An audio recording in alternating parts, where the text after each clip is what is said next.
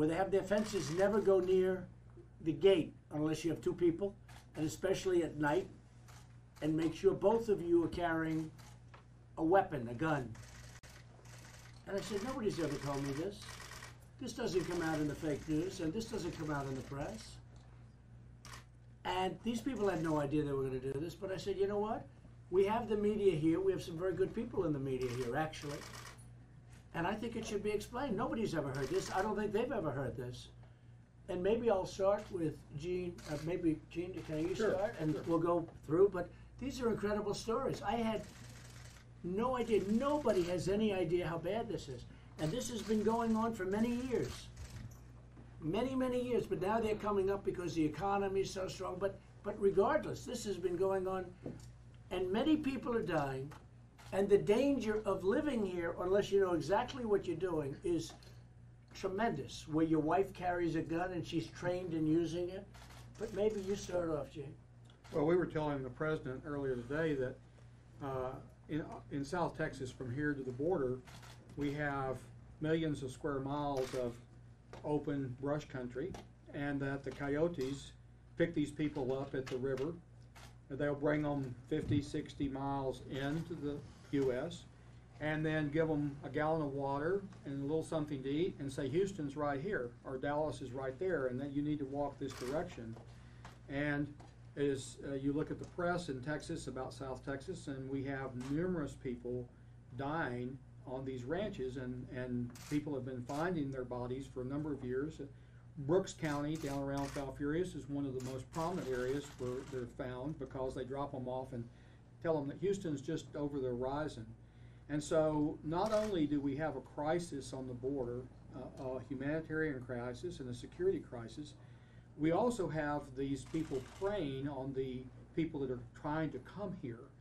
And they have no idea geographically where they are, where they're located. They have a gallon of water, a little money, and maybe a sandwich, and they start to walk. And when it's hot and they're in the sandy country, they very often die. And these ranchers and a lot of the people here will tell you that they very often are finding bodies on the ranch. So this is not just security. It's not just us worrying about our property. It's worrying about the people who are actually trying to come here to better themselves or being preyed on also. The other thing I told the president that many of us have homes on the ranches, and the Border Patrol, the Department of Public Safety, all, when we run into them on the highway, warn us, and we often have coyotes running their trucks through our fences as they're being chased by the Border Patrol, and they'll run into the ranch, and then everybody in the trunk will bail out and hide in the brush. And so we're living in several thousand acres and nobody around. The nearest law enforcement may be 10, 15 miles away. And when they can't find the illegals that are in the brush, they leave. Law enforcement leaves, and we're left there by ourselves, not knowing what's going to happen, not knowing if they're going to come up to the house, not knowing if they're armed, not knowing. We've, in the middle of the night, when we've had this happen before, we've gotten up at 2 in the morning and packed up our car and driven back to San Antonio because we just did not feel safe. And I know that we're not the only family that feels that way and is being imposed upon. And this has been going on for a number of years. And there are a number, I'd like to turn it over to some other people here behind me that have got stories. Those Gates, you might lead off with your story about your pumper. Well, we've got a ranch north of Laredo, and there's a lot of oil field activity going on. There's certain gates that they use to come in, so they're very heavily trafficked. And these MS-13 people and other gang-affiliated people come across and know these roads exist, and they sit by the gates. And instead of roughing the guy up to take his truck when he's coming out there to open the gate to gauge the well or do whatever he's doing, they've killed him. And so there's, dead people out there that are just doing their job. Often. Out there, oil field workers. And we've seen that down in our area. Often. And Yep. Again, they all want the wall. If we had the wall, the good people will not be able, and you'll see them on the other side of the wall. And people can, number one, they won't come because they'll say there's no way of getting through. Right now they think there's a way of getting through. And their people back home never hear about them. They start the walk that they think Houston's, half a mile away, but it's 300 miles. And it's desert. And I asked Mr. Powell, I said, let me ask you a question. When you do this, why aren't people around to help these people? He said, this is a vast state. It's a vast area. If you look at it, I mean, the state's tremendous. We don't see that. I come from New York, you have Fifth Avenue, and that connects to Park Avenue, and it's not too far away. But this is, hundreds of miles between places. And it's just, I've heard some incredible stories. Does anyone want to go? You had told me something very interesting. Go ahead, please. Less than 30 days ago, I had 6 people show up on my front porch of my house, all dressed in black, at 5:30 in the afternoon. So, just scary thought, not knowing what those people are going to do to you or what they're going to say, and like you said, Mr. President, you don't want to go to the door, you don't want to answer it for sure. So it's just always make sure your gun's around and hope that they don't try to do anything to you. It's just a real scary feeling. And they're very expensive fences, but they don't want to go through the process of going through the fences. So again, they wait until the fence is open, the gate is open, they wait at the gates, and they kill people. And they want to take the truck. A lot of times they don't even want to go to the house, they want to steal the truck. So you always go to the gate in doubles. This has been going on for many years, and it's coming out. I'm bringing it out because we're bringing out what's happening with our border. And these people are coming into our country. Some are dying during the walk. Many of those people, I'll bet, are very good people. But some are dying during the walk. Many are dying. That was what surprised me. I said, well, how many? And one of the folks said, well, we had 7 in the last fairly short period of time. 7. I said, 7? That's one person. He said, no, they're all over the part of Texas that we're talking about. That means they're all over other places too, including New Mexico, California. Please. This is out west in Sonora, Texas, and we're 120 miles from the nearest border. Right. And remember, they don't come through the port of entry. The bad guys come through other places. And I've been saying that from day one because it's common sense. They're not coming through the port of entry to see it. And the other thing is the demographics change. It's not about 3% of it's actually Mexicans from Mexico. They're Central American. You said 3%. 3% are Mexican. The others are coming from Central America, South Central America, and coming through. And they look different, and they're dressed in black, backpacks, got hoodies on. They're not good guys. It's a different deal than years ago. You put out some food, mi casa, su casa. They come in, they get the food, they leave. You know they've been there that day. That's different than it was years ago. Born in McAllen, lived all over Texas. I can tell you that it's different than it used to be. So you're saying that the people from, you said before, Colombia, and also from Guatemala, Honduras, El Salvador, are much tougher people and much more dangerous people? Well, they're only sending the rough ones that are carrying the drugs and the different things. See, that's it. You got to follow the money. By the way, right? remember this. Those countries are sending the tough ones. They're sending the gang members. Those are the people they're sending to the United States. And the Democrats don't want to do anything about it. I'm doing something about it. The Democrats don't want to do, but he just said it. And Mr. Powell and all of you, we've talked about it. People from Mexico, they come in, they help with the farming, they go out, no problem.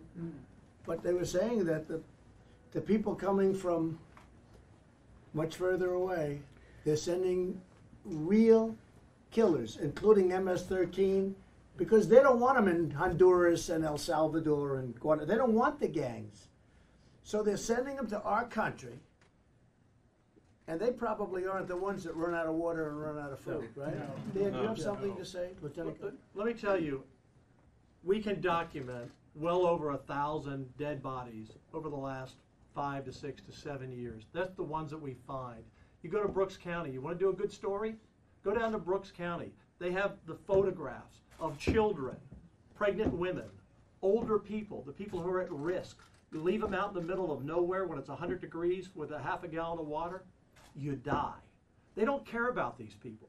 And the Democrats never talk about the humanitarian crisis, not just on our side of the border protecting our citizens, but these poor people who are subjugated to these gangsters, these cartels, who are bringing these people here, charging them thousands of dollars and leaving them to die. Leaving them to die. They know they're going to die. Taking advantage of the most vulnerable. Where are the people in Washington to stand up for these children, these women, these senior citizens? Where are they? Bring them down. Mr. President, let the Democrats come down to Brooks County. Let them come to any of these ranches. Let them see these bodies. Let them see the skeletons. We have the photographs. Call my office. We'll get them to you. One of the folks back here was saying that, I said, really, how often does that happen? All the time. How many have you seen? 11, over what period of time? Over a short period of time, 11 bodies. And if it's not the bodies, they're attacked, they're accosted, and very importantly, these people come into our country long beyond Texas. I mean, they go into our states that have nothing to do, you would think, with the border, but they go into deeper the better. And it is really a disgrace, and nobody talks about it. You don't have anybody talking about it.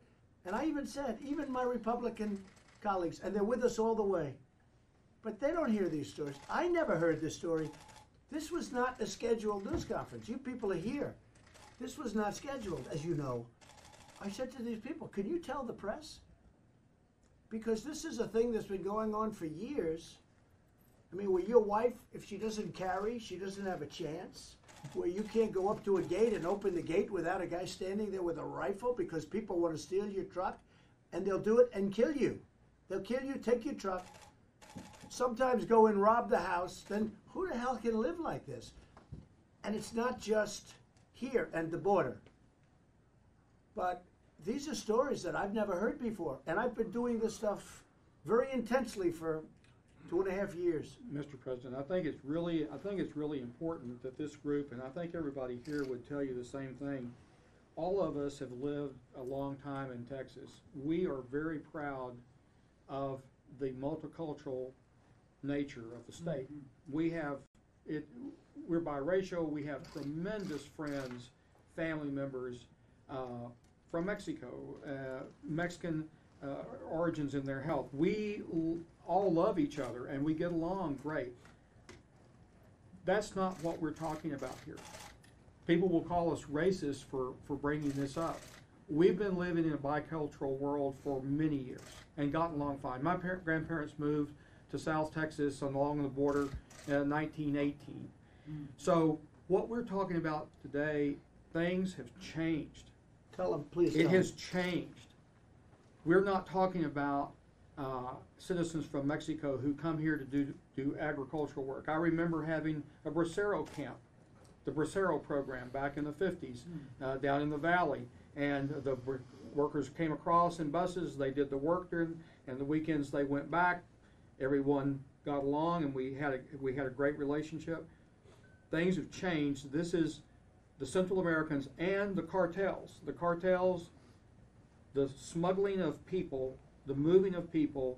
We had right here in San Antonio, within the last year, we had a truckload of people die in a Walmart parking lot where the refrigeration unit went out and they died. And this is happening all the time. They're moving people, 50, 60 people packed into a reefer truck to take them north.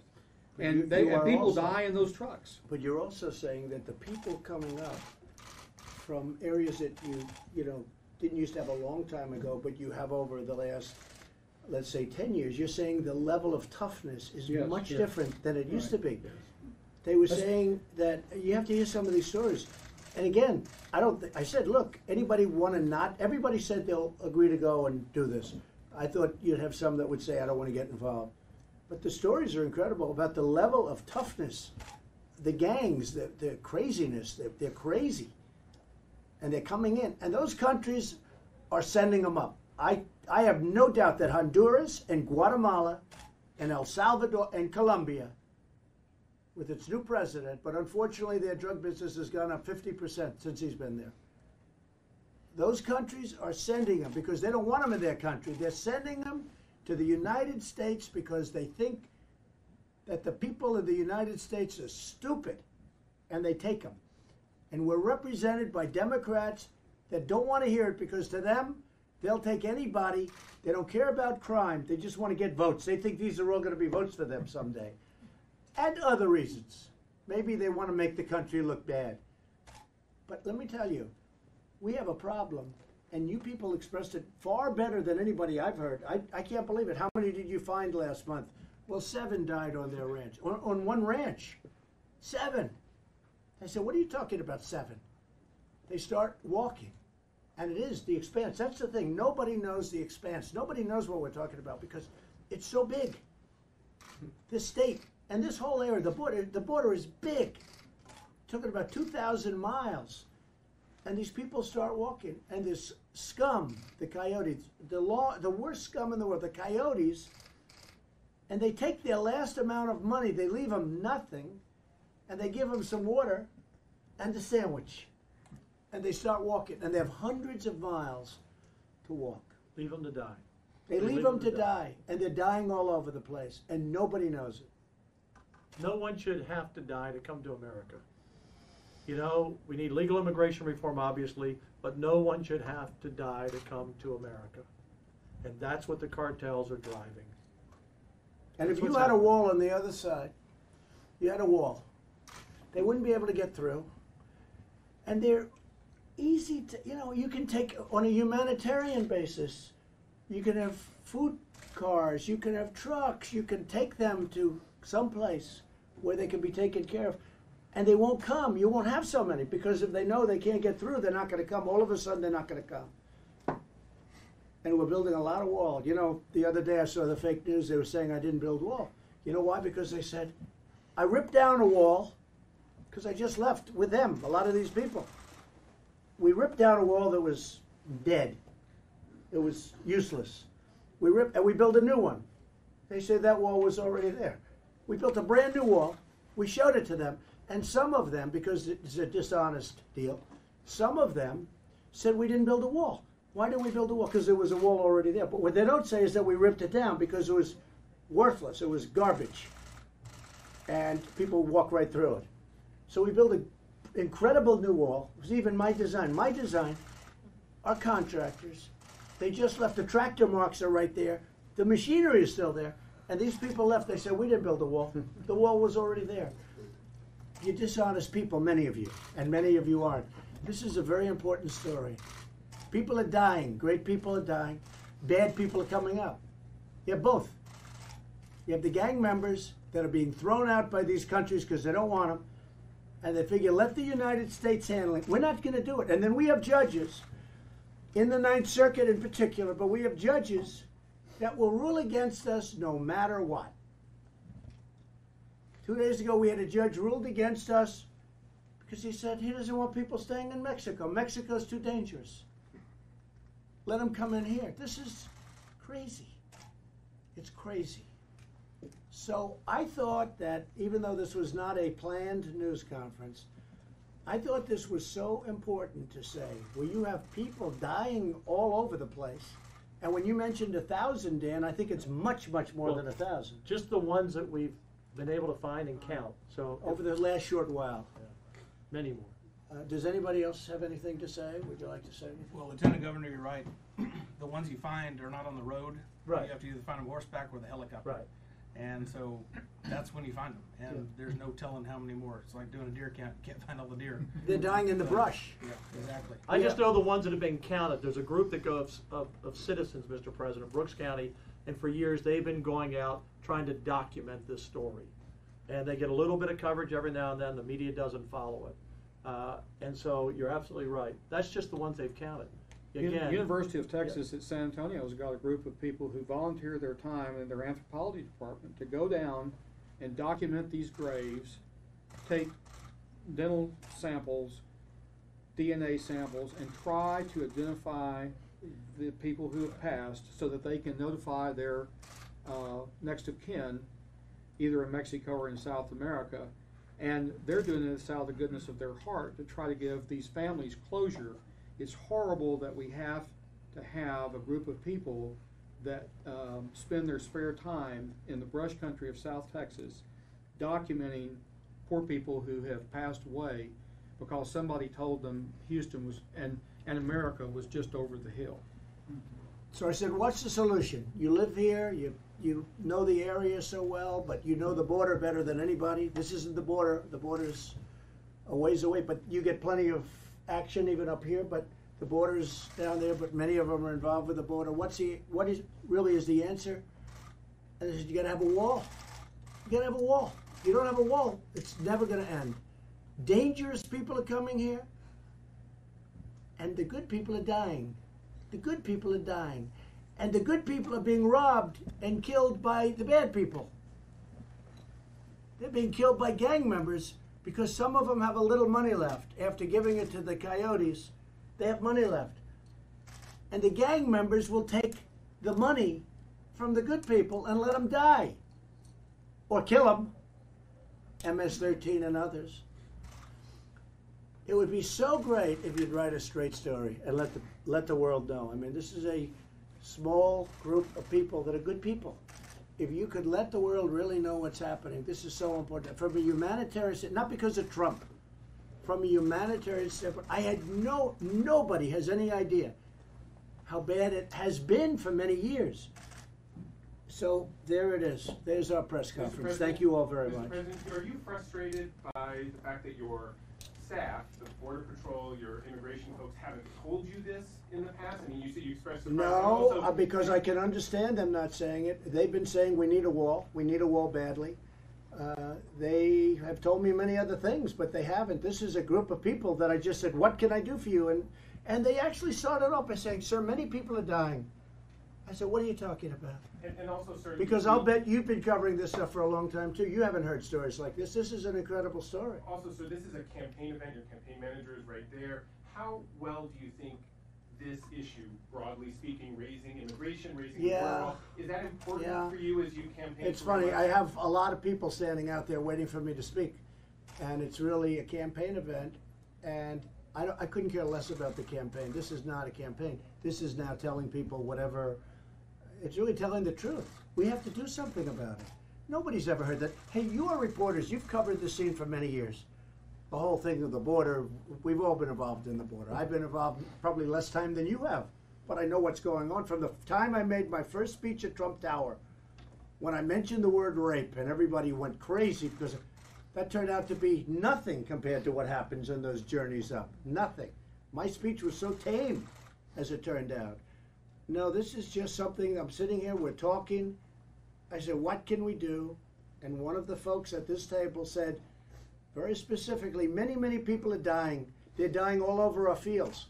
They're dying on their fields, all over. Who was the one that said, they'll go out to the field and they'll find bodies all the time? Somebody said it. Who was that? That was you. All All of them. All of them. They go out, they find bodies, excuse me, they go over, they find bodies lying all over the field, including many pregnant women. Many pregnant women. They give it a little water, go out and start walking. Walk to Dallas. And Dallas is 250 miles away. It's really bad. You really should cover it right. This has nothing to do with politics. This has nothing to do with campaigning or my campaign. This is totally unexpected that I'd have you in here. But these people said it better than anybody else could say it because they have to live it. And it's dangerous, and it's really from a humane standpoint, humanitarian standpoint, it's horrible.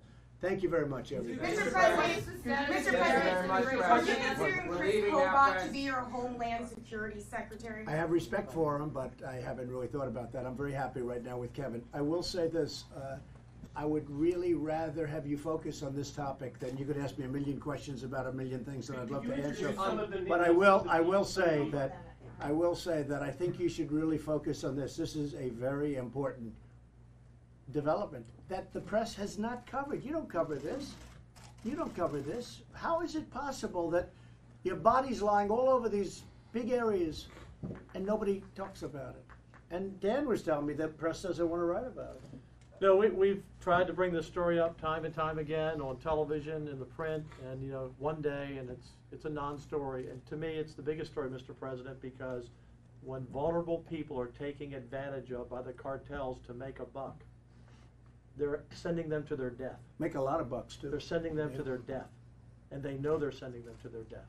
And it Mr. happens over President, and over. could you introduce the people who spoke to us today so that we have their names correctly? I could, if you want. Do you want to do that? Yes, please. We'll just do it very quickly because we have to go and I have a lot of people waiting. But we will help you.